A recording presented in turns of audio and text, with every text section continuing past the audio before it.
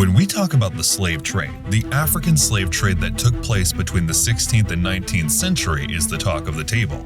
However, more horrific slave trade was in action in the Mediterranean Sea at the same time, where more than 1.25 million Europeans were being brutally traded at the hands of the pirates. Their lives were sometimes even more pitiful than the slaves being traded in African regions.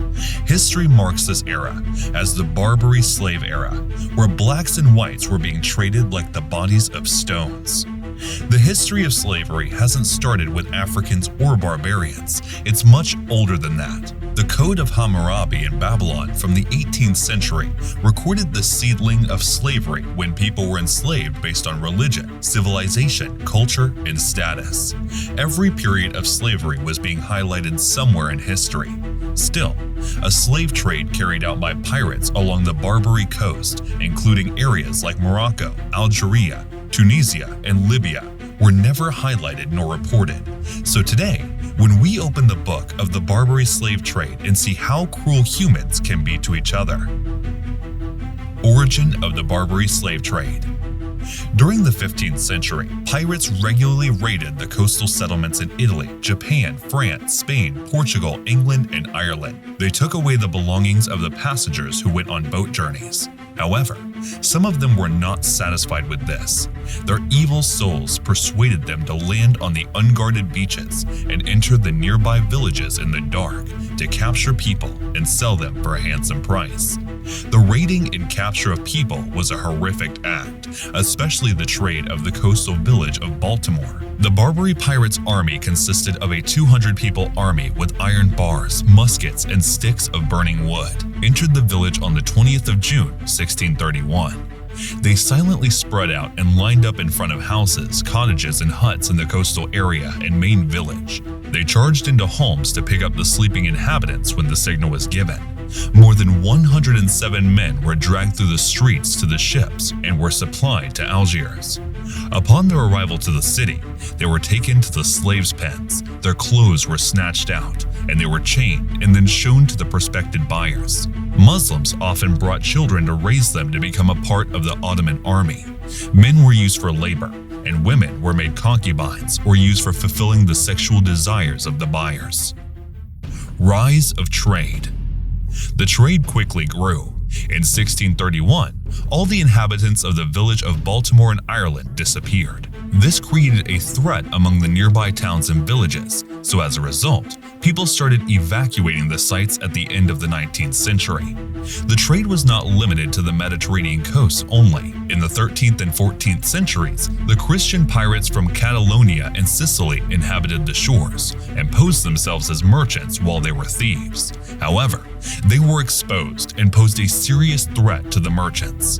When the Ottoman Empire expanded in the 15th century, the Christian pirates felt hurdles for shipping the slaves. Therefore, they brought in new tactics of shipbuilding and sailing to the Barbary coast. The corsairs felt it easy to extend their activities to the Atlantic Ocean, which led to an increase in raids in the 17th century. Who were the pirates? History highlighted this period as the Dark Period, when Muslims from the Ottoman Empire captured white people. The pirates were not concerned with the race or religious orientation of the people they captured. The Barbary slave of the 16th century involved blacks, browns, white Jews, Muslims, Orthodox, Catholics, and Protestants. Similarly, the pirates were not all Muslims. They were of different religions. English pirates and Dutch captains were in a strong relationship, and they exploited the trade by changing loyalties and proving that friends could become enemies in seconds. The scholars and paintings from the 17th century showed that the Muslims were the pirates and Christians were the victims of slavery. Still, many also have reported that slavery was above the religious rituals. Robert Davis reported the instance of Muslims making Christian slaves in his book Christian Slaves, Muslim Masters, White Slavery in the Mediterranean, the Barbary Coast, and Italy. However, in the end, He concludes the controversy and claims that white slavery had been ignored because the Europeans were preferred as evil colonists rather than called victims in academic terms. According to 8th century British historian Joseph Morgan, a list printed in London during 1682 tells that Algerians between 1677 and 1680 captured 160 British ships. He estimated the average number of passengers on the ship was 60, including the crew. The sum translates that 9,000 men, women, and children were captivated as slaves. However, according to the British Admiralty records, the Barbary pirates captured 466 vessels between 1609 and 1616 to loot goods and enslave the crew. Moreover, in 1627, 27 more ships from Plymouth were captured, and people were put in chains. One of the survivors, Reverend Douvres Spratt, reports that he was carried away from the ship and was put in chains along with 120 other travelers when the pirates capturing their ships sailed on the Atlantic waters. It would be ridiculous to note that some of the Barbary raids were an act of revenge for the evacuation of Muslims from Spain. Fatima Mernissi writes in her book, The Forgotten Queens of Islam, that a lady named Sayyida al-Hura was a female Muslim cleric, merchant, and governor of the Morocco city of Tétouan. Hera's family ran away from the Emirate of Granada when Christian Reconquista happened. She gathered a crew and launched pirate battles against Spain and Portugal. Her allies during the private wars were the well-known Barbarossa brothers, who went on to command the Ottoman Navy and dominated the Eastern Mediterranean for 3 decades. Later, she married the Moroccan monarch. Barbary pirates also attracted several Europeans who started working for them. The English pirate John Ward, also known as Jack Ward, was a privateer for Queen Elizabeth when the war against Spain was on. Later, he became a pirate, converted to Islam, and got the new name Yusuf Rais. Due to his appearance, he was never caught and became the richest and most notorious Barbary pirate. He introduced the Muslim pirates to the highly armed ships and helped them to raid the English and Irish coastal towns and ports. Moreover, he was also involved in empowering the Barbary, which dominated the Mediterranean coast. He died in 1622 from plague. Barbary slave trade victims. The story of the Barbary slave trade would be incomplete without a deep insight into the life of the Barbary slaves.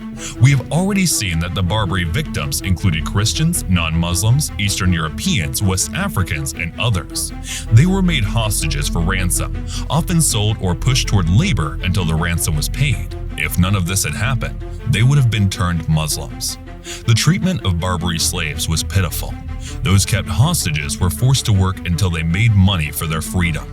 A slave at Algiers, Miguel el Cervantes, in his book Don Quixote, writes that he was freed after 5 years of slavery and paid 500 gold escudos for getting his freedom. The slaves who could not work were sold in the slave market and were forced to work as slaves, sex workers, or something else until someone paid their ransom or they made enough money to get freedom.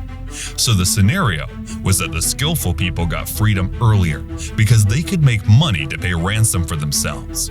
This was especially true for men, but women and children were out of this category and humiliated badly as concubines and servers of the Ottoman army. Before being made the Ottoman army part, the non-Muslim children were converted to Muslims and were taught by the scholars at the time to become religious men. Simultaneously, they were trained in army quarters to ride horses, use weapons, and learn tactics that could help them in the field of war. Their only requirement was loyalty to the dynasty and the emperor. In a nutshell, the captives suffered hardships and indignities. They were made to stand from dawn to dusk to let the buyer see them and make their choices. The most humiliating part was the bidding process when townspeople bid on them. Once the governor of Algiers also got a slave in the bidding process. Samuel Pepys wrote in his diary about the Barbary slave trade. The entry from 8th February 1661 reads that he was taken to the Fleece Tavern to drink, and he spent many hours there listening and telling the story of Algiers. 2 captains of ships who were slaves told that there was nothing to eat except bread and water. They were beaten on the soles of their feet and bellies by their masters. The atrocities of the masters were uncountable, and only those who were lucky were those who managed to escape hell. Though the Muslims were taught by their religion to give equal rights to the slaves, they wrote a new history of brutality and illegal work.